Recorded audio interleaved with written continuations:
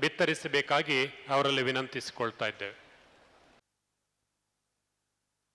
ಪ್ರಾತಸ್ಮರಣೀಯರು ಆದ ಪೂಜ್ಯ ಜಗದ್ಗುರು ಸೂರ್ಯಾಚಾರ್ಯ ಶ್ರೀಕೃಷ್ಣ ದೇವನಂದಗಿರಿ ಮಹಾರಾಜ್, ದ್ವಾರಕಾ ಸೂರ್ಯಪೀಠ, ಗುಜರಾತ್ ಇವರಲ್ಲಿಯೂ ಕೂಡ ಶರಣೆಂದು ಇವತ್ತಿನ ಸಮಾರಂಭದ ಅಧ್ಯಕ್ಷತೆಯನ್ನು ವಹಿಸಿಕೊಂಡಿರುವಂಥ ಯೋಗ ಗುರುಗಳಾದ ಶಿಕ್ಷಣ ತಜ್ಞರು, ಸಂಸ್ಥಾಪಕರು ಮತ್ತು ಅಧ್ಯಕ್ಷರು ಸತ್ಸಂಗ್ ಫೌಂಡೇಶನ್ ಬೆಂಗಳೂರು, ಪರಮಾದರಣೀಯರಾದ ಶ್ರೀ ಎಂ ಅವರಿಗೆ ಶರಣೆಂದು, ಹಾಗೆಯೇ ಇಲ್ಲಿವರೆಗೆ ತಮ್ಮ ಉಪನ್ಯಾಸವನ್ನು ನೀಡಿರುವಂಥ ಗಾಂಧೀಜಿಯವರ ಅದ್ಭುತ ವಿಚಾರಗಳನ್ನು ನಮಗೆಲ್ಲ ಮನದಟ್ಟು ಮಾಡಿಕೊಟ್ಟಿರುವಂಥ ಸನ್ಮಾನ್ ಶ್ರೀ JR ಲೋಬೋ ಅವರಿಗೂ ಶರಣೆಂದು, ಪೂರ್ಣ ವೇದಿಕೆ ಮೇಲೆ ಮಾತನಾಡಲು ಸ್ವಲ್ಪ ಭಯ ಅಂತ ಅನ್ನಿಸ್ತದೆ. ಅಪ್ಪ ಅವರ ಕೃಪಾಶೀರ್ವಾದ ಬಲದಿಂದ 4 ಮಾತನಾಡುವ ಪ್ರಯತ್ನ ಮಾಡ್ತಾ ಇದ್ದೇನೆ. ಸರ್ವಧರ್ಮ ಸಮ್ಮೇಳನವನ್ನು ಮಾಡುವ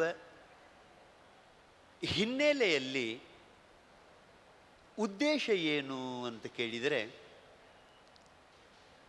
ನಮ್ಮೆಲ್ಲರಲ್ಲಿ ಭಾವೈಕ್ಯತೆ ಅನ್ನೋದು ಮೂಡಬೇಕು, ಸಾಮರಸ್ಯ ಅನ್ನೋದು ಮೂಡಬೇಕು. ನಾವೆಲ್ಲರೂ ಶ್ರೀಮದ್ ಭಗವದ್ಗೀತೆಯಲ್ಲಿ ಹೇಳಿದಂತೆ ಮಮೈವಾಂಶೋ ಜೀವಲೋಕೆ ಜೀವಭೂತ ಸನಾತನಃ, ಈ ಎಲ್ಲ ಜೀವಿಗಳು ನನ್ನ ಅಂಶರು ಅಂತ ಪರಮಾತ್ಮ ಯೋಗಿರಾಜ ಹೇಳಿದಂಗೆ ನಾವೆಲ್ಲರೂ ಸರಿಸಮಾನರು, ಚೈತನ್ಯ ಸ್ವರೂಪರು ಅನ್ನುವ ಭಾವ ಮೂಡುವ ಸಲುವಾಗಿ, ಆಮೇಲೆ ನಾವೆಲ್ಲರೂ ಮಾನವರು ಅನ್ನುವಂಥ ಭಾವ ಮೂಡುವ ಸಲುವಾಗಿ, ಆಮೇಲೆ ನಾವೆಲ್ಲರೂ ಭಾರತೀಯರು, ನಾವೆಲ್ಲರೂ ಕನ್ನಡಿಗರು ಅನ್ನುವಂಥ ಭಾವ ಮೂಡುವ ಸಲುವಾಗಿ ಹಲವಾರು ಅನೇಕ ಉದ್ದೇಶಗಳನ್ನಿಟ್ಟುಕೊಂಡು ಪೂಜ್ಯರು ಈ ಸಮ್ಮೇಳನವನ್ನು, ಸರ್ವಧರ್ಮ ಸಮ್ಮೇಳನವನ್ನು ಆಯೋಜನೆ ಮಾಡಿದ್ದಾರೆ. ಭಾವೈಕ್ಯತೆ ನಮ್ಮೆಲ್ಲರಲ್ಲಿ ಮೂಡಬೇಕನ್ನುವುದೇ ಬಹಳ ಮುಖ್ಯವಾದ ಉದ್ದೇಶ. ಹಾಗಾದರೆ ಭಾವೈಕ್ಯತೆ ಅಂದರೆ ಏನು? ಭಾವೈಕ್ಯತೆಯನ್ನು ನಾವು ಸಾಧಿಸಬೇಕಾಗಿತ್ತು ಅಂತಂದರೆ ಹೆಂಗೆ ಸಾಧಿಸಬೇಕು?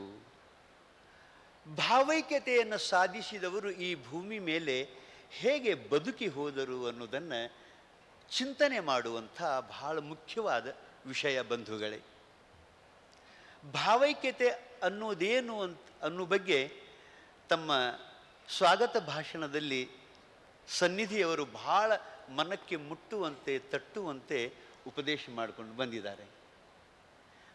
ಭಾವೈಕ್ಯತೆ ಅಂತಂದರೆ ನಾವು ನಂಬಿದ ಧರ್ಮವನ್ನು, ನಾವು ನಂಬಿದ ಸಿದ್ಧಾಂತವನ್ನು ಮೊದಲು ಚೆನ್ನಾಗಿ ನಾವು ತಿಳ್ಕೋಬೇಕು. ಬರೇ ತಿಳ್ಕೊಳ್ಳೋದಲ್ಲ, ಬರೇ ಅದರ ಬಗ್ಗೆ ಮಾತನಾಡುವುದಲ್ಲ, ಅದನ್ನು ಚೆನ್ನಾಗಿ ಅನುಷ್ಠಾನಕ್ಕೂ ಕೂಡ ತಂದಿರಬೇಕು. ಆಮೇಲೆ ಇನ್ನೊಬ್ಬರು ನಂಬಿಕೊಂಡು ಬಂದಿರುವಂಥ ಧರ್ಮವನ್ನು, ಇನ್ನೊಬ್ಬರು ನಂಬಿಕೊಂಡು ಬಂದಿರುವಂಥ ಸಿದ್ಧಾಂತವನ್ನು, ಇನ್ನೊಬ್ಬರು ನಂಬಿಕೊಂಡು ಬಂದಿರುವಂಥ ಆರಾಧನೆಯ ವಿಧಿವಿಧಾನಗಳನ್ನು ಪ್ರಾಮಾಣಿಕವಾಗಿ ಗೌರವಿಸಬೇಕು. ಇದಕ್ಕೆ ಭಾವೈಕ್ಯತೆ ಅಂತ ಕರೀತಾರೆ. ಇದು ಭಾವೈಕ್ಯತೆ. ಯಾಕೆ ಅಂತ ಕೇಳಿದರೆ, ನಮ್ಮೆಲ್ಲರ ಭಾವನೆಗಳು ಕೊನೆಗೆ ಬಂದು ಐಕ್ಯ ಆಗಿ ಯಾವ ಭಾವನೆಗಳು ಇರಂಗಿಲ್ಲ, ಭಾವಾತೀತವಾದಂಥ ಸ್ಥಿತಿ ಪ್ರಾಪ್ತ ಆಗ್ತದೆ. ಮಾತು ಮನಗಳಿಂದ ದತ್ತತ್ತ ಮೀರಿದ ಸ್ಥಿತಿ ಬರುವವರೆಗೆ ನಾವು ಧರ್ಮದ ಮೇರೆಯಲ್ಲಿ, ಧರ್ಮದ ಸೀಮೆಯಲ್ಲಿ ಇರಬೇಕಾಗ್ತದೆ. ಈಗ ಉದಾಹರಣೆ ಹೇಳಬೇಕು ಅಂತಂದ್ರೆ, ನದಿಗಳು ತಾವು ಹುಟ್ಟಿದ ಸ್ಥಾನದಿಂದ ಬೇರೆ ಬೇರೆ ನಾಮಗಳನ್ನು, ಬೇರೆ ಬೇರೆ ರೂಪಗಳನ್ನು, ಬೇರೆ ಬೇರೆ ಕ್ರಿಯೆಗಳನ್ನು ಪಡೆದುಕೊಂಡು ನದಿಗಳು ಹರಿತಿರ್ತವೆ. ಸಮುದ್ರವನ್ನು ಸೇರುವವರೆಗೆ ಹರಿತವ. ಸಮುದ್ರವನ್ನು ಸೇರುವವರೆಗೆ ಆ ನದಿಗಳ ನಾಮ ಭಿನ್ನ ಭಿನ್ನ ನಾಮ, ಭಿನ್ನ ಭಿನ್ನ ರೂಪಗಳು, ಭಿನ್ನ ಭಿನ್ನ ಕ್ರಿಯೆಗಳು ಇದ್ದೇ ಇರ್ತಾವೆ. ಯಾವಾಗ ಸಾಗರ ಸೇರಿದ ಬಳಿಕ ನೀವು ಯಾವ ನದಿ ಅಂತ ಗುರುತಿಸ್ಲಕ್ಕೆ ಸಾಧ್ಯ ಇಲ್ಲ. ಅದು ನಿಜವಾದ ಭಾವೈಕ್ಯತೆ. ಹಾಗಾಗಿ ನಾವು ನಂಬಿದ ಧರ್ಮಗಳು, ನಾವು ನಂಬಿದ ಸಿದ್ಧಾಂತಗಳು, ನಾವು ನಂಬಿದ ಯೋಗದ ವಿಧಾನಗಳು, ಆರಾಧನೆಯ ವಿಧಿವಿಧಾನಗಳು ಇವು ಒಂದು ರೀತಿ ನದಿ ಇದ್ದಂಗೆ ಜೀವಾತ್ಮ ಅವುಗಳಲ್ಲಿ ಹರಿದು ಸಾಗಿ ಹೋಗ್ತಿರ್ತಾನೆ. ಗುರಿ ಏನು ಅಂತ ಕೇಳಿದರೆ ಪರಮಾತ್ಮನನ್ನು ಸೇರುವುದೇ ಗುರಿ. ಸೇರುವವರೆಗೆ ಭಿನ್ನ ಭಿನ್ನ ನಾಮಗಳು, ರೂಪಗಳು, ಆರಾಧನೆಯ ಕ್ರಿಯೆಗಳು ಇದ್ದೇ ಇರ್ತವೆ. ಯಾವಾಗ ನಾವು ಆ ಪರಮಾತ್ಮನನ್ನು ಸೇರ್ತೀವಿ, ಯಾವಾಗ ಭಗವತ್ ಸಾಕ್ಷಾತ್ಕಾರ ಆಗ್ತದೆ, ಆವಾಗ ಯಾವ ನಾಮರೂಪಗಳು ಇರುವುದಿಲ್ಲ, ಯಾವ ಕ್ರಿಯೆಗಳು ಇರುವುದಿಲ್ಲ, ಯಾವ ಹೆಸರು ಇರುವುದಿಲ್ಲ. ಅಂಥ ಸ್ಥಿತಿ ಪ್ರಾಪ್ತಿಯಾಗುವುದಕ್ಕೆ ನಿಜವಾದ ಭಾವೈಕ್ಯತೆ ಅಂತ ಕರೀತಾರೆ. ಅಲ್ಲಿವರೆಗೆ ನಾವು ನಂಬಿದ ಧರ್ಮವನ್ನು ಚೆನ್ನಾಗಿ ತಿಳಿದುಕೊಂಡು ಅನುಷ್ಠಾನಕ್ಕೆ ತರುವುದರ ಜೊತೆಗೆ ಇನ್ನೊಂದು ಧರ್ಮವನ್ನು ಗೌರವಿಸಬೇಕು. ಇದು ಭಾವೈಕ್ಯತೆ ಅನ್ನೋದು. ಆಮೇಲೆ ನಿಮಗೆ ಇವತ್ತು ಪೂಜ್ಯರ ಸಾನ್ನಿಧ್ಯದೊಳಗೆ ಸ್ವಲ್ಪ ಅವರಿಂದ ಧೈರ್ಯವನ್ನು ಪಡ್ಕೊಂಡು ನಾನು ಮಾತಾಡ್ತಾ ಇದ್ದೇನೆ. ನೀವು ಈ ಎಲ್ಲ ಧರ್ಮಗಳಲ್ಲಿ, ಎಲ್ಲ ಸಿದ್ಧಾಂತಗಳಲ್ಲಿ ಧರ್ಮದ ಸ್ವರೂಪವನ್ನು, ಭಗವತ್ ಸ್ವರೂಪವನ್ನು ಹೇಳ್ಕೊಂಡು ಬಂದಿರ್ತಾರೆ, ಮೋಕ್ಷದ ಮಾರ್ಗವನ್ನು ಹೇಳ್ಕೊಂಡು ಬಂದಿರ್ತಾರೆ. ನೀವು ಪ್ರಾಮಾಣಿಕವಾಗಿ ಎಲ್ಲ ದರ್ಶನಗಳನ್ನು ಅಧ್ಯಯನ ಮಾಡಿದ್ರಿ ಅಂತಂದರೆ ಎಲ್ಲರೂ ಹೇಳಿದ್ದು ಧರ್ಮದ ಸ್ವರೂಪ ಒಂದೇ ಅನ್ನೋದು, ಎಲ್ಲರೂ ಹೇಳಿದ ಭಗವತ್ ಸ್ವರೂಪ ಒಂದೇ ಅನ್ನೋದು ನಮಗೆ ಮನದಟ್ಟಾಗ್ತದೆ. ಆವಾಗ ನಮ್ಮ ಭಾವನೆ ವಿಶಾಲಾಗಿ ಬಿಡ್ತದೆ. ನಿಮಗೆ ಒಂದು ಮಾತು ಹೇಳಬೇಕು ಅಂತಂದರೆ, ಈಗ ಧರ್ಮದ ಬಗ್ಗೆ ನಮ್ಮ ಋಷಿ ಮುನಿಗಳು, ಪೀರ ಪೈಗಂಬರರು, ಬಸವಾದಿ ಶರಣರು, ಸಂತರು ಯಾವ ರೀತಿಯಾಗಿ ವ್ಯಾಖ್ಯಾನ ಮಾಡ್ಕೊಂಡು ಬಂದಾರು ಅನ್ನೋದನ್ನು ನಿಮ್ಮ ಮುಂದೆ ನಾನು ಇಡುವ ಪ್ರಯತ್ನ ಮಾಡ್ತಾ ಇದ್ದೇನೆ. ನೋಡ್ರಿ, ಎಲ್ಲರೂ ಹೇಳುವುದು ಧರ್ಮದ ಸ್ವರೂಪ ಒಂದೇ ಅನ್ನೋದು ಹೆಂಗೆ ನಮಗೆ ಗೊತ್ತಾಗ್ತೈತಿ ಅನ್ನೋದನ್ನು. ಸುಮ್ಮನೆ ನಾರಾಗಿ ಏನೇನೋ ತಪ್ಪು ಕಲ್ಪನೆಗಳಲ್ಲಿ ಮುಳುಗಿರ್ತೀವಿ. ಈಗ ಧರ್ಮದ ಸ್ವರೂಪ, ಧರ್ಮ ಅಂದರೆ ಏನು? ಅದು ವೇಷಭೂಷಣ ಪ್ರಧಾನವಾದದ್ದು ಅಲ್ಲ. ಧರ್ಮ ಅನ್ನೋದು ತತ್ವದ ಅನುಷ್ಠಾನ ಪ್ರಧಾನವಾದದ್ದು. ಹಾಗಾಗಿ ಧರ್ಮ ಅಂತಂದ್ರೆ ಏನು ಅಂತ ಕೇಳಿದರೆ, ಯಥೋಭ್ಯುದಯ ನಿಶ್ರೇಯಸ ಸಿದ್ಧಿ ಸ ಧರ್ಮ. ಧರ್ಮದ ಬಗ್ಗೆ ವ್ಯಾಖ್ಯಾನ ಮಾಡ್ತಾರೆ ನಮ್ಮ ಋಷಿ ಮುನಿಗಳು, ಮಾಡ್ತಾರೆ. ಎಷ್ಟು ಸುಂದರವಾಗಿ ಮಾಡ್ಕೊಂಡು ಬರ್ತಾರೆ. ಯಥೋಭ್ಯುದಯ ನಿಶ್ರೇಯಸ ಸಿದ್ಧಿ ಸ ಧರ್ಮ. ಅಂದರೆ ಯಥೋಭ್ಯುದಯ ಅಂತಂದ್ರೆ ಮನುಷ್ಯನ ಸರ್ವತೋಮುಖ ಅಭಿವೃದ್ಧಿಯನ್ನು, ಏಳಿಗೆಯನ್ನು ಮಾಡುವುದರ ಜೊತೆಗೆ, ಏಳಿಗೆ ಅಂತಂದ್ರೆ ನೈತಿಕವಾಗಿ ಬಿದ್ದಿದ್ದ ಅಂತಂದ್ರೆ ಅವನನ್ನು ಎಬ್ಬಿಸಿ ನಿಲ್ಲಿಸೋದು, ಆರ್ಥಿಕವಾಗಿ ಬಿದ್ದಿದ್ದ ಅಂತಂದ್ರೆ ಕಾಯಕ ತತ್ವವನ್ನು, ಕರ್ಮಯೋಗವನ್ನು ಹೇಳಿ ಅವನ ಮೇಲಕ್ಕೆ ತರುವುದು, ವ್ಯಸನಿಯಾಗಿ ಬಿದ್ದಿದ್ದ ಅಂತಂದ್ರೆ ಅವನಿಗೆ ನೀತಿ ಪಾಠಗಳನ್ನು ಹೇಳಿ ಅವನು ಎತ್ತಿ ಹಿಡಿಯೋದು, ಸಾಮಾಜಿಕವಾಗಿ ತುಳಿತಕ್ಕೆ ಒಳಗಾಗಿದ್ದ ಅಂತಂದ್ರೆ ನೀ ಬ್ಯಾರೆ ಅಲ್ಲ, ನನ್ನ ಸ್ವರೂಪ, ನನ್ನ ಪ್ರಜ್ಞಾತ್ಮ ಸ್ವರೂಪ ಅಂತ ಒಪ್ಪಿಕೊಂಡು ಅವನನ್ನು ಎತ್ತಿ ಹಿಡಿಯೋದು. ಹೀಗೆ ಬಿದ್ದವನನ್ನು ಎತ್ತಿ ಹಿಡಿಯುವುದು, ಅವನನ್ನು ನಿಲ್ಲಿಸುವುದು ಯಾವುದು? ಅದಕ್ಕೆ ಧರ್ಮ ಅಂತ ಕರೀತಾರೆ. ಯಥೋಭ್ಯುದಯ, ಆ ಬಳಿಕ ನಿಶ್ರೇಯಸ ಅಂತಂದರೆ ಮೋಕ್ಷ, ಪರಮಶಾಂತಿ, ಕೈವಲ್ಯ. ಅದಕ್ಕೆ ಇಸ್ಲಾಮದೊಳಗೆ ನಜಾತ್ ಅಂತ ಕರೀತಾರೆ. ಅಥವಾ ನಮ್ಮ ಜೈನ ಸಿದ್ಧಾಂತದಲ್ಲಿ ಅದಕ್ಕೆ ನಿರ್ವಾಣ ಅಂತ ಕರೀತಾರೆ. ಇದು ಅಂದ್ರೇನು? ಧರ್ಮ ಅಂತಂದ್ರೆ ಮತ್ತೇನಲ್ಲ, ಬಿದ್ದ ಮನುಷ್ಯನನ್ನ ಎತ್ತಿ ಹಿಡಿಯುವುದರ ಜೊತೆಗೆ ಅವನಿಗೆ ಪರಮ ಶಾಂತಿಯನ್ನು ಯಾವುದು ಒದಗಿಸಿಕೊಡುತ್ತದೆಯೋ ಅದಕ್ಕೆ ಧರ್ಮ ಅಂತ ಅನ್ನಬೇಕು ಅನ್ನೋದು ನಮ್ಮ ಋಷಿ ಹೇಳ್ಕೊಂಡು ಬರುವಂಥ ಮಾತು. ಇರುವಂಥ ಹಿಂಗೂ ಅಲ್ಲ, ಇದನ್ನು ಒಬ್ಬ ಸೂಫಿ ಸಂತರು ಹೇಳ್ತಾರೆ. ಸೂಫಿ ಸಂತರು. ಇವತ್ತು ಸೂಫಿಗಳ ಚಿಂತನೆ ನಡಿಬೇಕಾಗಿದೆ. ಸೂಫಿಗಳು ಹೇಳ್ತಾರೆ, ವಹಿ ಸಚ್ಚಾ ದೀನ್ ಹೈ. ದೀನ್ ಅಂತಂದ್ರೆ ಧರ್ಮ. ವಹಿ ಸಚ್ಚಾ ದೀನ್ ಹೈ जो इंसान को इंसानियत के साथ जिंदगी और बंदगी दोनों सिखावे. ಎಷ್ಟು ಸುಂದರ ಮಾತು ನೋಡ್ರಿ. ನಮ್ಮ ಋಷಿಗಳು ಹೇಳಿದ ಧರ್ಮದ ವ್ಯಾಖ್ಯಾನಕ್ಕೂ ಇದಕ್ಕೂ ಏನು ವ್ಯತ್ಯಾಸದ? ಹೇಳ್ತಾನೆ ಸೂಫಿ ಸಂತ, ವಹಿ ಸಚ್ಚಾ ದೀನ್ ಹೈ, ಅದುವೇ ನಿಜವಾದ ಧರ್ಮ. ಯಾವುದು? ಜೋ ಇನ್ಸಾನಕೋ ಅಂದ್ರೆ ಯಾವುದು ಮನುಷ್ಯನಿಗೆ, ಇನ್ಸಾನಿಯತ್ಗೆ ಸಾಥ್. ಇನ್ಸಾನಿಯತ್ ಅಂದ್ರೆ ಏನು? ನೀವು ಮಾನವೀಯ ಮೌಲ್ಯಗಳು ಅಂತೇನಂತೀರಲ್ಲ ಅದು ಬೇಡ. ಇದ್ರ ಬಗ್ಗೆ ಒಂದು ಶ್ಲೋಕ ಹೇಳಬೇಕು ಅಂತಂದ್ರೆ, ಇನ್ಸಾನಿಯತ್ ಮಾನವೀಯ ಮೌಲ್ಯಗಳು ಅಂತಂದ್ರೆ ಅಹಿಂಸಾ, ಸತ್ಯಂ, ಅಸ್ತೇಯ, ಶೌಚಂ, ಇಂದ್ರಿಯ ನಿಗ್ರಹ, ದಾನಂ, ದಮೋ, ದಯಾ, ಕ್ಷಾಂತಿ. ಇವೆಲ್ಲ ಧರ್ಮದ ಸಾಧನಗಳು, ಮಾನವೀಯ ಮೌಲ್ಯಗಳು. ಹಾಗಾಗಿ ಮನುಷ್ಯನಿಗೆ ಮಾನವೀಯ ಮೌಲ್ಯಗಳನ್ನು ಮನುಷ್ಯನಲ್ಲಿ ತುಂಬುವುದರ ಜೊತೆಗೆ ಜಿಂದಗಿ ಅವರ ಬಂದಗಿ. ಜಿಂದಗಿ ಅಂತಂದ್ರೆ ಪ್ರಪಂಚ ನಾ ಹೆಂಗೆ ಮಾಡಬೇಕು, ನನ್ನ ಕೌಟುಂಬಿಕ ಸದಸ್ಯರ ಜೊತೆಗೆ ನಾ ಹೆಂಗೆ ವರ್ತಿಸಬೇಕು, ನೆರೆಹೊರೆಯವರ ಜೊತೆಗೆ ನಾನು ಹೆಂಗೆ ವರ್ತಿಸಬೇಕು, ನನ್ನ ದೇಶದ ಬಾಂಧವರ ಜೊತೆಗೆ ನಾ ಹೆಂಗೆ ವರ್ತಿಸಬೇಕು, ಈ ಈ ಈ ಪ್ರತ್ಯೇಗಾತ್ಮ ಸ್ವರೂಪರಾದ ಈ ಜೀವಿಗಳ ಜೊತೆಗೆ ನಾನು ಹೆಂಗೆ ವರ್ತಿಸಬೇಕು ಅನ್ನುವ ತರಬೇತಿ ಏನೈತಿಲ್ಲ, ಇದಕ್ಕೆ ಜಿಂದಗಿ ಅಂತ ಕರೀತಾರೆ. ಆ ಬಳಿಕ ಭಗವತ್ ಸಾಕ್ಷಾತ್ಕಾರ ಮಾಡಿಕೊಳ್ಳುವ ವಿಧಾನಕ್ಕೆ ಬಂದಗಿ ಅಂತ ಕರೀತಾರೆ. ಜಿಂದಗಿ ಅವ್ರ ಬಂದಗಿ ದೋನೋ ಸಿಖಾವೆ, ವಹಿ ಸಚ್ಚಾ ದೀನ್ ಹೈ ಅಂತ ಹೇಳ್ಕೊಂಡು ಬರ್ತಾನೆ ಸೂಫಿ ಸಂತ. ನೋಡಿ, ಹೇಳಿದ ಧರ್ಮದ ವ್ಯಾಖ್ಯಾನಕ್ಕೂ ಒಬ್ಬ ಸೂಫಿ ಸಂತ ಹೇಳೋ ಧರ್ಮದ ವ್ಯಾಖ್ಯಾನಕ್ಕೂ ಬೇರೆ ನಮ್ಮ ಜೈನ ಸಿದ್ಧಾಂತದಲ್ಲಿ ಅಹಿಂಸಾ ಪರಮೋ ಧರ್ಮ ಅಂತ ಹೇಳಿರುವಂಥ ಸಿದ್ಧಾಂತಕ್ಕೂ, ನಾಸ್ತಿ ಸತ್ಯಾತ್ ಪರೋ ಧರ್ಮ ಅನ್ನುವ ಸಿದ್ಧಾಂತಕ್ಕೂ ಏನು ವ್ಯತ್ಯಾಸ ಏನದ? ವ್ಯತ್ಯಾಸ ಏನದ? ಧರ್ಮದ ಬಗ್ಗೆ ಏನೂ ವ್ಯತ್ಯಾಸ ಇಲ್ಲ. ಇನ್ನು ದೇವರ ಬಗ್ಗೆ ಸಮಯ ಭಾಳ ಇಲ್ಲ, ಅಷ್ಟರೊಳಗೆ ನಾನು ಮುಗಿಸ್ಬೇಕು. ದೇವರ ಬಗ್ಗೆ ತಾವು ನೆನಪಿರಲಿ ನಿಮಗೆ. ನಾವು ದೇವರ ಬಗ್ಗೆ ಭಾಳ ಜಗಳಾಡ್ತಿರ್ತೀವಿ.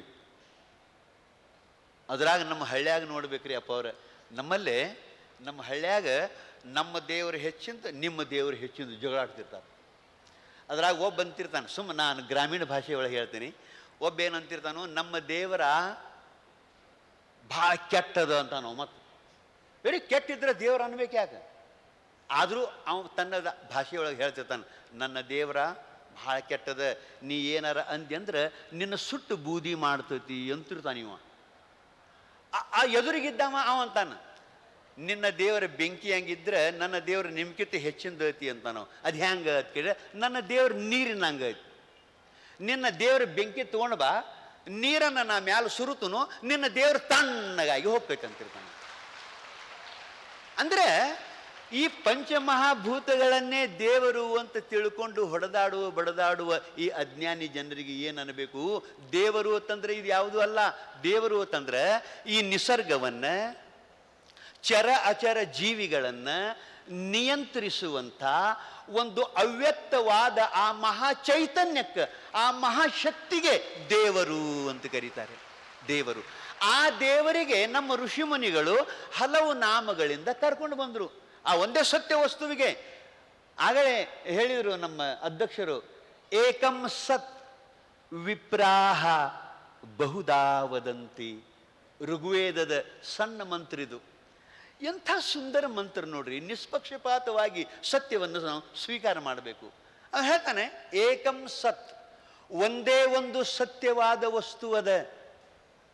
ವಿಪ್ರಾಹ ಅಂದ್ರೆ ತತ್ವಜ್ಞಾನಿಗಳು, ಅನುಭಾವಿಗಳು, ಬಹುದಾ ವದಂತಿ, ಭಾಳ ಹೆಸರಿನಿಂದ ತರದರು ಒಂದೇ ಸತ್ಯವಾದ ವಸ್ತುವಿಗೆ.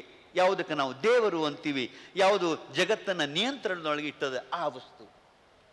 ಹಂಗಾರೆ ಒಂದೇ ವಸ್ತುವಿಗೆ ಯಾರ್ಯಾರು ಏನಂತ ಕರೆದ್ರು ಬೇಕಲ್ಲ ಅಂತಂದ್ರೆ, ನಮ್ಮ ಕನ್ನಡ ನಾಡಿನ ಶ್ರೇಷ್ಠ ತತ್ವಜ್ಞಾನಿಗಳಾದಂಥ ಶ್ರೀಮನ್ ನಿಜಗುಣ ಶಿವಯೋಗಿಗಳು ಒಂದೇ ವಸ್ತುವಿಗೆ ಯಾರು ಹೆಂಗ ಕರೆದರು ಅನ್ನೋ ಬಗ್ಗೆ ತಮ್ಮ ಗ್ರಂಥದೊಳಗೆ ಉಲ್ಲೇಖನ ಮಾಡ್ತಾರೆ.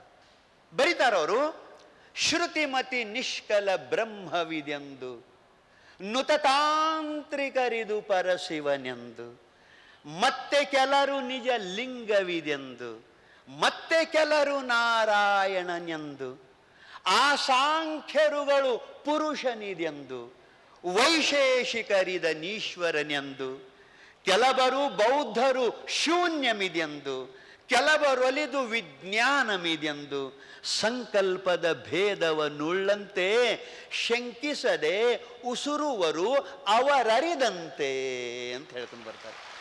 ಒಂದೇ ವಸ್ತುವಂತಿಗಳು ವೇದಾಂತಿಗಳು ಅದಕ್ಕೆ ಬ್ರಹ್ಮ ಅಂತ ಕರೆದರು ವೇದಾಂತಿಗಳು. ಆ ಬಳಿಕ ಸಿದ್ಧಾಂತಿಗಳು ಅದಕ್ಕೆ ಪರಶಿವ ಅಂತ ಕರೆದರು. ವೀರಶೈವರು ಅದಕ್ಕೆ ಲಿಂಗ ಅಂತ ಕರೆದರು. ವೈಷ್ಣವರು ಅದಕ್ಕೆ ವಿಷ್ಣು ಹರಿ ನಾರಾಯಣ ಅಂತ ಕರೆದರು. ಸಾಂಖ್ಯರು ಪುರುಷ ಅಂತ ಕರೆದರು. ವೈಶೇಷಿಕರು ಈಶ್ವರ ಅಂತ ಕರೆದರು. ಬೌದ್ಧರು ಶೂನ್ಯ ಅಂತ ಕರೆದರು. ಆ ಬಳಿಕ ಪ್ರಗತಿಪರ ವಿಚಾರಧಾರೆ ಉಳ್ಳವರು ಅದಕ್ಕೆ ವಿಜ್ಞಾನ ಅಂತ ಕರೆದರು.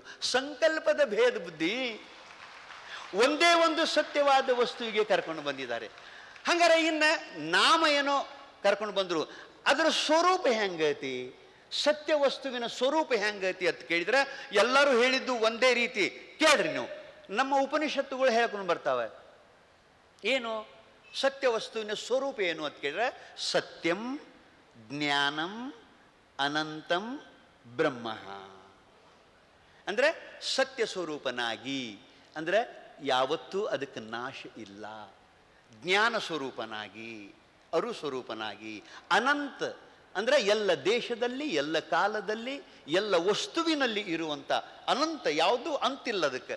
ಅನಂತ ರೂಪವಾಗಿ ಯಾವುದದನೋ ಅದಕ್ಕೆ ಪರಮಾತ್ಮ ದೇವರು ಬ್ರಹ್ಮ ಅಂತ ಕರೀತಾರೆ. ಇದು ಉಪನಿಷತ್ತುಗಳು ಹೇಳ್ಕೊಂಡು ಬಂದು.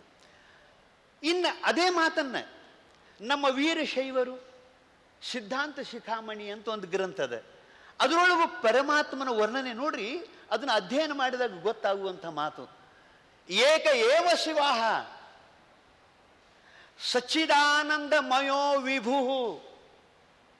ನಿರ್ವಿಕಲ್ಪೋ ನಿರಾಕಾರೋ ನಿರ್ಗುಣೋ ನಿಷ್ಪ್ರಪಂಚಕಃ. ಎಷ್ಟು ಚಂದ ಬರೀತಾರೆ ನೋಡ್ರಿ. ಏಕ ಏವ ಶಿವ, ಒಬ್ಬನೇ ಒಬ್ಬ ಪರಮಾತ್ಮ. ಸ್ವಗತ ಭೇದ ಇಲ್ಲ, ಸಜಾತಿ ಭೇದ ಇಲ್ಲ, ವಿಜಾತಿ ಭೇದ ಇಲ್ಲ, ಒಬ್ಬನೇ ಒಬ್ಬ ಪರಮಾತ್ಮ. ಮತ್ತೆ ಹೆಂಗದಾನು? ಸಾಕ್ಷಾತ್ ಚಿದಾನಂದ ಮಯೋ ವಿಭು, ಸತ್ತು ಚಿತ್ತು ಆನಂದ ರೂಪನಾಗಿ, ವಿಭು ಅಂದ್ರೆ ಪರಿಪೂರ್ಣನಾಗಿ ಅದಾನು ಅಂತ ಹೇಳ್ಕೊಂಡು ಬರ್ತಾರೆ. ಮತ್ತೆ ಹೆಂಗೆ ಹೇಳ್ತಾರೆ? ನಿರ್ವಿಕಲ್ಪೋ. ನೋಡ್ರಿ, ನಮ್ಮ ಕಲ್ಪನೆಗೆ ನಿಲುಕುವವನು ಅಲ್ಲ, ಅವಾಂಗ್ಮಾನಸ ಗೋಚರ. ಇವರು ಆಗ ಹೇಳಿದರು, ಮಾತು ಮನಗಳಿಂದ ದತ್ತತ್ತ ಮೀರಿದ ವಸ್ತು ಅದು. ಅದಕ್ಕೆ ನಿರ್ವಿಕಲ್ಪೋ. ನಿರಾಕಾರೋ, ಯಾವ ಆಕಾರ ಇಲ್ಲ. ನಿರಾಕಾರೋ. ನಿರ್ಗುಣೋ, ಯಾವ ಗುಣ ಇಲ್ಲ. ನಿಷ್ಪ್ರಪಂಚಕಃ, ಯಾವುದು ನಾಮ ರೂಪ ಜಾತಿ ಕುಲ ಗೋತ್ರ ಆ ವಸ್ತುವಿಗೆ ಪರವಸ್ತುವಿಗೆ ಇಲ್ಲ ಅಂತ ಸಿದ್ಧಾಂತ ಶಿಖಾಮಣಿ. ವೇದಗಳು ಅದನ್ನೇ ಹೇಳ್ತವೆ, ಋಗ್ವೇದನೂ ಅದನ್ನೇ ಹೇಳ್ಕೊಂಡು ಬತ್ತು, ಉಪನಿಷತ್ತುಗಳು, ಸಿದ್ಧಾಂತ ಶಿಖಾಮಣಿ, ವಚನ ಸಾಹಿತ್ಯ. ವಚನ ಸಾಹಿತ್ಯ ನೋಡ್ರಿ ನೀವು, ವಚನ ಸಾಹಿತ್ಯ ವಚನಕಾರರು ಲಿಂಗ ಅಂತ ಕರೆದ್ರು. ಲಿಂಗ ಅಂದ್ರೆ ಏನು? ಲಿಂಗನು ಪದಕ್ಕೂ ಒಂದು ವಿಶೇಷ ಅರ್ಥದ. ಲಯಗಮನ ರಹಿತತ್ವಾತ್ ಲಿಂಗ ಮಿತ್ಯುಚ್ಯತೆ. ಯಾವುದಕ್ಕೆ ಉತ್ಪತ್ತಿ ನಾಶಗಳು ಇಲ್ಲವೋ, ಯಾವುದಕ್ಕೆ ನಾಮ ರೂಪಗಳು ಇಲ್ಲವೋ, ಯಾವುದಕ್ಕೆ ಜಾತಿ ಕುಲಗೋತ್ರಗಳು ಇಲ್ಲವೋ, ಯಾವುದರಲ್ಲಿ ಜಗತ್ತಿನ ಉತ್ಪತ್ತಿ ಸ್ಥಿತಿ ಲಯ ಆಗ್ತದನೋ ಅಂತ ಸತ್ಯ ವಸ್ತುಗೆ ಲಿಂಗ ಅಂತ ಕರೆದ್ರು. ಅದು ಲಿಂಗ. ಇಷ್ಟ ಲಿಂಗ ಪೂಜೆ ಮಾಡ್ಕೋತ ಅವರಂತಾರು, ಹೇ ಪರಮಾತ್ಮ, ನೀ ಇಷ್ಟ ಇಲ್ಲ, ನೀ ಎಷ್ಟು ವ್ಯಾಪಕದಿ ಅಂತ ಕೇಳಿದರೆ, ಸುಮ್ಮನೆ ಧ್ಯಾನ ಮಾಡೋ ಸಲುವಾಗಿ ನಿನಗೆ ಇಷ್ಟ ಮಾಡಿ ಇಟ್ಟನಿ, ನೀ ಮಾತ್ರ ಭಾಳ ವ್ಯಾಪಕದಿ, ಅದಕ್ಕೆ ಜಗದಗಲ ಮುಗಿಲಗಲ ಮಿಗೆ ಅಗಲ ನಿಮ್ಮಗಲ.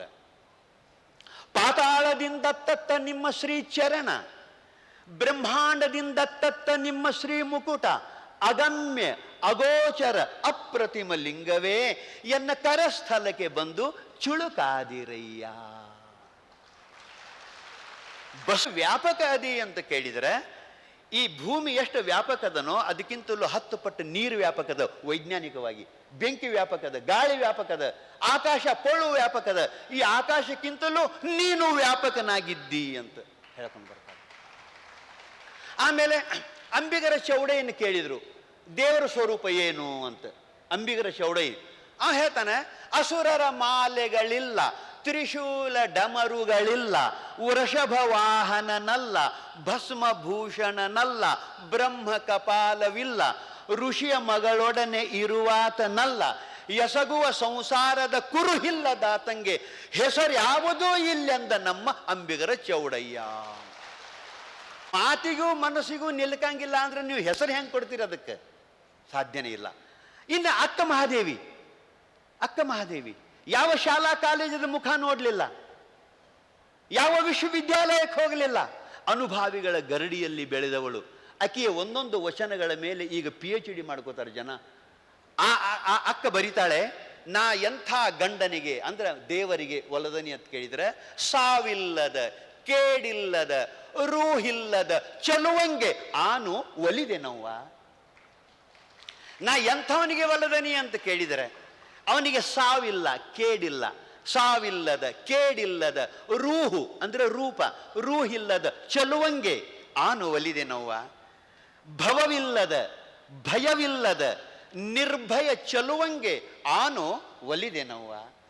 ಕುಲಸೀಮೆ ಇಲ್ಲದ, ನೋಡ್ರಿ ಜಾತಿ ಕುಲ ಗೋತ್ರ, ಕುಲಸೀಮೆ ಇಲ್ಲದ ನಿಸ್ಸೀಮ ಚಲುವಂಗೆ ಆನು ಒಲಿದೆ ನೋವ. ಇದು ಕಾರಣ ಚಲುವ ಚನ್ನ ಮಲ್ಲಿಕಾರ್ಜುನನೇ ಎನ್ನ ಗಂಡ, ಈ ಸಾಯುವ ಕೆಡುವ ಗಂಡರನ್ನ ಒಯ್ದು ಒಲೆಯೊಳಗಿಕ್ಕು ಅಂತ. ಇವತ್ತನ್ನು ಓದನಿಗೆ ಹುಟ್ಟು ಇಲ್ಲ ಸಾವು ಇಲ್ಲ ಅಂತ ಹೇಳ್ಕೊಂಡು ಬರ್ತಾಳೆ. ಆ ಬಳಿಕ ಕುರ್ಆನ್ ನೋಡ್ರಿ, ಇವರೆಲ್ಲರೂ ಹೇಳ್ತಾ ಬರುವಂಥದ್ದು ದೇವರ ಸ್ವರೂಪ ಹೆಂಗ ಒಂದ ಐತೋ ಕುರ್ಆನ್ ಕೂಡ ಅದನ್ನೇ ಹೇಳ್ತದೆ.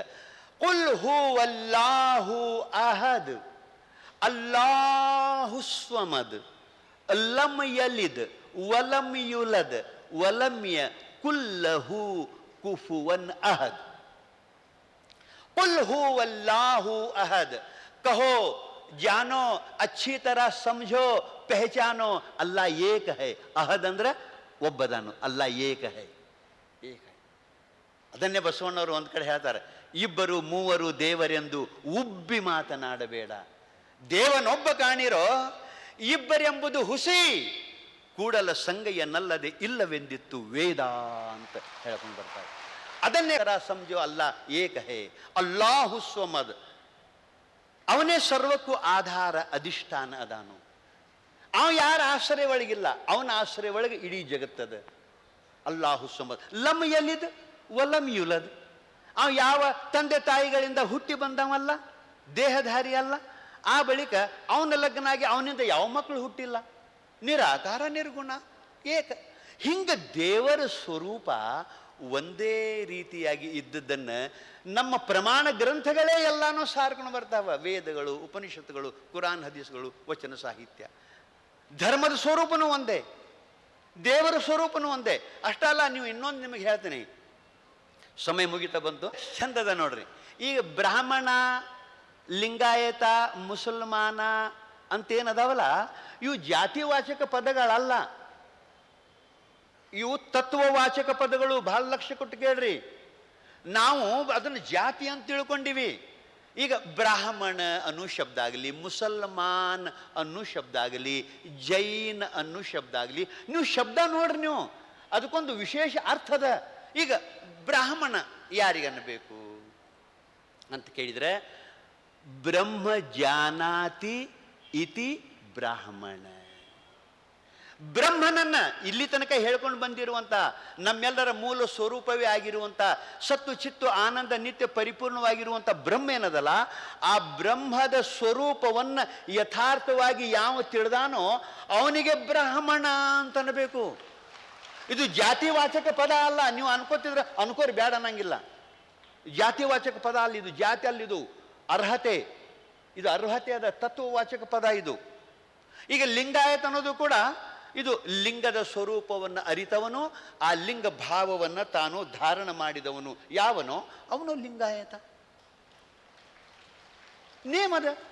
ಈಗ ವೀರಶೈವ ಯಾರಿಗೆ ಅನ್ನಬೇಕು ಅಂತ ಕೇಳಿದರೆ ಸಿದ್ಧಾಂತ ಶಿಖಾಮಣಿಯೊಳಗೆ ಹೇಳ್ಕೊಂಡು ಬರ್ತಾರೆ, ವಿ ಶಬ್ದೇ ನೋಚ್ಯತೆ ವಿದ್ಯಾ ಶಿವಜೀವೈಕ್ಯ ಬೋಧಿಕ ತಸ್ಯಾಮ ರಮತೆ ಯೇ ಶೈವ ವೀರಶೈವ. ವಿ ಅಂತಂದ್ರೆ ವಿದ್ಯಾ, ಬ್ರಹ್ಮವಿದ್ಯಾ. ಆ ಬ್ರಹ್ಮವಿದ್ಯೆಯಲ್ಲಿ ಯಾರ ಬುದ್ಧಿ ರಮಣ ಮಾಡ್ತದನೋ ಅವರಿಗೆ ವೀರಶೈವ ಅನ್ನಬೇಕು ಅಂತ. ಇನ್ನು ಮುಸಲ್ಮಾನ್ ಅನ್ನೋದು ಕೂಡ ಜಾತಿವಾಚಕ ಪದ ಅಲ್ಲ, ಸ್ವತಃ ಇದನ್ನು ಪೈಗಂಬರ ಹೇಳ್ಕೊಂಡು ಬರ್ತಾರೆ. ಹಂಗಾರೆ ಮುಸಲ್ಮಾನ್ ಯಾರಪ್ಪ ಅಂತ ಕೇಳಿದರೆ, ಏಕದೇವೋಪಾಸನೆಯಲ್ಲಿ ನಿಷ್ಠಾ ಉಳ್ಳವನಾಗಿ, ಒಂದು ಮಾತು, ಏಕದೇವೋಪಾಸನೆಯಲ್ಲಿ ನಿಷ್ಠಾ ಉಳ್ಳವನಾಗಿ ಮಾನವೀಯ ಮೌಲ್ಯಗಳನ್ನು ತನ್ನಲ್ಲಿ ಅಳವಡಿಸಿಕೊಂಡು ವಿಶ್ವವನ್ನು, ವಿಶ್ವದ ಜನಾಂಗವನ್ನು ಪ್ರೀತಿಸುವವನಿಗೆ ಮುಸಲ್ಮಾನ್ ಅನ್ನಬೇಕು. ಇದು ಜಾತಿ ಅಲ್ಲಿದು. ಆ ಅರ್ಹತೆ ನನ್ನಲ್ಲಿ ಇದ್ರೇ ನಾನು ಮುಸಲ್ಮಾನ್, ಇದ್ದಿದ್ದಿಲ್ಲ ಅಂದರೆ ಇಲ್ಲ. ನಮಗೊಬ್ಬರು ಅಂದ್ರಿ, ಅದ್ಯಾಕ್ರಿ ಗೌಡ್ರ ಹೊಟ್ಟಿಲಿ ಹುಟ್ಟಿದವ್ರಿಗೆ ಗೌಡ್ರು ಅಂತಾರು, ಕುಲಕರ್ಣಿಯಾರ ಹೊಟ್ಟೆಯಲ್ಲಿ ಹುಟ್ಟಿದವ್ರಿಗೆ ಕುಲಕರ್ಣಿಯಾರ ಅಂತಾರು. ಹಂಗೆ ಇವೆಲ್ಲ ಬ್ರಾಹ್ಮಣರ ಹೊಟ್ಟೆಯಲ್ಲಿ ಹುಟ್ಟಿದವ್ರಿಗೆ ಬ್ರಾಹ್ಮಣರು ಅನ್ನಬೇಕು, ಲಿಂಗಾಯತರ ಹೊಟ್ಟೆಯಲ್ಲಿ ಹುಟ್ಟಿದವ್ರಿಗೆ ಲಿಂಗಾಯತ ಅನ್ನಬೇಕು, ಮುಸಲ್ಮಾನರ ಹೊಟ್ಟೆಯಲ್ಲಿ ಹುಟ್ಟಿದವ್ರಿಗೆ ಮುಸಲ್ಮಾನ್ ಅನ್ನಬೇಕು ಅಂತ ವಾದ ಮಾಡಿದರು. ಇಲ್ಲಪ್ಪ, ಇವು ತತ್ವವಾಚಕ ಪದಗಳದಾವು, ಹಂಗೆ ಅನಾಗ ಬರಂಗಿಲ್ಲ ಅನ್ಕೋತ ಬಂದಾರೆ. ಬ್ರಹ್ಮವನ್ನು ಅರಿತವನೇ ಬ್ರಾಹ್ಮಣ, ಲಿಂಗವನ್ನು ಅರಿತವನೇ ಲಿಂಗಾಯತ, ಅಲ್ಲಾಹನ ನೈಜ ಸ್ವರೂಪವನ್ನು ತಿಳ್ಕೊಂಡವನೇ ಮುಸಲ್ಮಾನ. ಹಿಂಗೆ ಹಂಗಿಲ್ರಿ, ಅದು ಹೇಳ್ಕೊಂಡು ಬಂದಾರಲ್ರಿ, ಗೌಡ್ರ ಹೊಟ್ಟೆಲಿ ಹುಟ್ಟಿದವ್ರಿಗೆ ಗೌಡ್ರು ಅಂತಾರಲ್ರಿ ಅಂತಂದು ನಾವು ಅಂದೀವಿ. ಹಂಗಾರೆ ಹಿಂಗೆ ಮಾಡು, ಡಾಕ್ಟರ್ನ ಹೊಟ್ಟೆಯಲ್ಲಿ ಹುಟ್ಟಿದವ ಡಾಕ್ಟರ್ ಅಂತ ತಿಳಿದು ಡಾಕ್ಟರ್ ಇಲ್ದಾಗ ಆಪರೇಷನ್ ಮಾಡಿಸ್ಕೋ. ಡಾಕ್ಟರ್ ಯಾಕೆ ಆಗಂಗಿಲ್ಲ ಹಂಗಾರ? ಹಂಗೆ ಆಗಂಗಿಲ್ಲ ತಾನು. ಅವ್ನು ಡಾಕ್ಟರ್ ಎಷ್ಟು ಕಲ್ತಾನೋ, ಏನು ಸರ್ವಿಸ್ ಮಾಡ್ಯಾನೋ, ಅನುಭವ ಪಡೆದಾನೋ, ಅಷ್ಟು ಆದಾಗ ಡಾಕ್ಟರ್ ಹಾಕನ್ರಿ, ಹುಟ್ಟಿದಕ್ಕೆ ಹಾಕನಡ್ರಿ ಅತಾವಂದ. ಹಂಗೆ ಮುಸಲ್ಮಾನರ ಹೊಟ್ಟೆಲಿ ಹುಟ್ಟಿದಕ್ಕೆ, ಬ್ರಾಹ್ಮಣರ ಹೊಟ್ಟೆಲಿ ಹುಟ್ಟಿದಕ್ಕೆ ಬ್ರಾಹ್ಮಣರು ಆಗ್ತಾರೇನು? ಆ ಅರ್ಹತೆ ಬೇಕು. ಇದು ನಾ ಹೇಳಂಗಿಲ್ಲ, ಇದು ಶಾಸ್ತ್ರಗಳು ಹೇಳ್ಕೊಂಡು ಬರ್ತವೆ. ಸಿದ್ಧರಾಮ ಶರಣ ಹೇಳ್ತಾನೆ, ವೇದವನೋದಿ ವೇದಾಧ್ಯಯನ ಮಾಡಿದೊಡೇನು ಬ್ರಾಹ್ಮಣನಾಗಬಲ್ಲನೆ, ಯಜನಾದಿ ಷಟ್ ಕರ್ಮಗಳನ್ನಾಚರಿಸಿದೊಳೇನು ಬ್ರಾಹ್ಮಣನಾಗಬಲ್ಲನೆ? ಇಲ್ಲ. ಬ್ರಾಹ್ಮಣರ ರೇತೋ ರಕ್ತದಿಂದ ಜನಿಸಿದೊಡೇನು ಬ್ರಾಹ್ಮಣನಾಗಬಲ್ಲನೆ? ಇಲ್ಲ. ಬ್ರಹ್ಮಜಾನಾತಿ ಇತಿ ಬ್ರಾಹ್ಮಣವೆಂಬುದಾಗಿ ಬ್ರಹ್ಮೀಭೂತನಾದಾತನೇ ಬ್ರಾಹ್ಮಣ ನೋಡ ಅಂತ ಹೆಂಗಂದ್ರು, ಹಂಗೆ ಲಿಂಗ ಸ್ವರೂಪನಾದವನೇ ಲಿಂಗಾಯತ, ಅಲ್ಲಾಹನ ನೈಜ ಸ್ವರೂಪವನ್ನು ತಿಳ್ಕೊಂಡವನೇ ಮುಸಲ್ಮಾನ ಅನ್ನುವಂಥ ವ್ಯಾಖ್ಯಾನ ಬರ್ತದೆ. ಬಂಧುಗಳೇ, ಇಂಥ ಭಾವ, ಇಂಥ ವಿದ್ವತ್ಪೂರ್ಣ ವೇದಿಕೆ ಮೇಲೆ ಚಿಂತನ, ಮುಕ್ತ ಮನಸ್ಸಿನಿಂದ ಚಿಂತನೆ ಮಾಡಿದಾಗ ಬರ್ತದೆ. ಅಂಥ ಚಿಂತಕರನ್ನು ಕೂಡಿಸಿದಂಥ ಗುರುಗಳಿಗೆ ಅನಂತ ವಂದನೆಗಳು. ಎಂಥ ವಿದ್ವತ್ಪೂರ್ಣವಾಗಿರುವಂಥ ಇದು ವೇದಿಕೆ, ಎಲ್ಲ ಜನರನ್ನು ಕರೆಸಿ ತತ್ವದ ವಿವೇಚನೆ. ಹಾಗಾಗಿ ನಾವು ಮೊದಲು ಶಿವನ ಸ್ವರೂಪರು ಅನ್ನುವಂಥ ಭಾವ, ಜೊತೆಗೆ ದೇಹದ ದೃಷ್ಟಿಯಿಂದ ನಾವೆಲ್ಲರೂ ಮಾನವರು, ಇನ್ನು ದೇಶದ ದೃಷ್ಟಿಯಿಂದ ನಾವೆಲ್ಲರೂ ಭಾರತೀಯರು ಅನ್ನೋದನ್ನು ನಾವು ತಿಳ್ಕೊಳ್ಳು. ಭಾರತೀಯರು ಅನ್ನೋದು ಕೂಡ ಒಂದು ಶಬ್ದ ಹೇಳ್ತೀನಿ. ಭಾರತೀಯರು ಅಂತಂದರೆ ಬರೀ ಭೌಗೋಳಿಕ ಪ್ರದೇಶದ ವಾಚಕ ಅಲ್ಲಿದು. ಅಲ್ಲಿ ನಾವಿದ್ದವರು ಭಾರತೀಯರು ಹೌದು, ಆದರೆ ನಿಜವಾದ ನಮ್ಮ ಋಷಿಮುನಿಗಳು ಅದಕ್ಕೆ ಅರ್ಥ ಮಾಡಿದ್ದಾರೆ. ಭಾ ಅಂದರೆ ಪ್ರಕಾಶ, ಪ್ರಭಾಕರ್ ಅಂತಿರಲ್ಲ ನೀವು ಸೂರ್ಯನಿಗೆ. ಭಾ ಅಂದರೆ ಪ್ರಕಾಶ. ಯಾವ ಪ್ರಕಾಶ? ಸ್ವಯಂ ಪ್ರಕಾಶ. ಸ್ವಯಂ ಪ್ರಕಾಶ ಅಂದ್ರೆ ಏನು? ಪರಮಾತ್ಮ. ಭಾ ಅಂದರೆ ಪರಮಾತ್ಮ. ರತಿ, ರತಿ ಅಂದರೆ ಪ್ರೀತಿ. ರತಿಯರು ಅಂದರೆ ಪ್ರೀತಿ ಉಳ್ಳವರು. ಅಂದರೆ ಪ್ರಕಾಶದಲ್ಲಿ ಪ್ರೀತಿ ಉಳ್ಳವರಿಗೆ ಭಾರತೀಯರು ಅಂತ ಕರೀತಾರೆ. ಪರಮಾತ್ಮನಲ್ಲಿ ಅಪಾರ ಪ್ರೀತಿ ಉಳ್ಳವರಿಗೆ ಭಾರತೀಯರು ಅಂತ ಕರೀತಾರೆ. ನಮ್ಮ ಭಜನಾ ಸಂಘದವರು ಪರಮಾತ್ಮನನ್ನು ಕುರಿತು ಪ್ರಾರ್ಥನೆ ಮಾಡ್ತಿರ್ತಾರೆ. ಅದೊಂದು ಪ್ರಾರ್ಥನೆ ಹೇಳಿ. ಅದೇ ಆ ಪದ್ಯ ಹೆಂಗದ ಅಂತ ಕೇಳಿದರೆ ನೋಡ್ರಿ, ಗ್ರಾಮೀಣ ಪ್ರದೇಶದ ಭಜನಾ ಸಂಘದವರು ಯಾವ ಶಾಲಾ ಕಾಲೇಜಿಗೂ ಹೋಗದೇ ಇರುವಂಥ ಶ್ರಮಜೀವಿಗಳು ಸಾಯಂಕಾಲ ಗುಡಿ ಒಳಗೆ ಕೂತ್ಕೊಂಡು ಪ್ರಾರ್ಥನೆ ಮಾಡ್ತಿರ್ತಾರೆ. PhD ಮಾಡಿದವರಿಗೂ ಕೂಡ ನಿಲ್ಲುಕಂಗಿಲ್ಲ, ಅಷ್ಟು ವಿಶಾಲ ಭಾವನೆ ಅವರಲ್ಲಿರ್ತದೆ. ಅದು ಹೆಂಗೆ ಅನ್ನೋದು ಸ್ವಲ್ಪ ನಾನು ನಿಮ್ಮಂತ ಅಂತ ತೋರಿಸ್ತೀನಿ. ನಾನೆಲ್ಲ ಭಾರತೀಯರೆಂಬ ಭಾವ ಮೂಡಲಿ. ಹೇ ಪರಮಾತ್ಮ, ಹೇ ಮಂಜುನಾಥ, ನಾವೆಲ್ಲ ಮನುಜರೊಂದೇ ಎಂಬ ಭಾವ ಮೂಡಲಿ. ನಮ್ಮಲ್ಲಿ ಭೇದ ಭಾವ ಪ್ರಭು ದೂರವಾಗಲಿ. ನಮ್ಮಲ್ಲಿ ಭೇದ ಭಾವ ಪ್ರಭು ದೂರವಾಗಲಿ. ಒಂದು ತೋಟದಲ್ಲಿ ಬಣ್ಣ ಬಣ್ಣದ ಹೂಗಳು, ಅದರಂತೆ ನಮ್ಮ ದೇಶದಲ್ಲಿ ಹಲವು ಮತಗಳು. ಒಂದು ತೋಟದಲ್ಲಿ ಹಲವು ಬಣ್ಣದ ಹೂಗಳು, ಅದರಂತೆ ನಮ್ಮ ದೇಶದಲ್ಲಿ ಹಲವು ಮತಗಳು. ಆ ಹೂಗಳಂತೆ ಮತಗಳು ಮಕರಂದ ಬೀರಲಿ.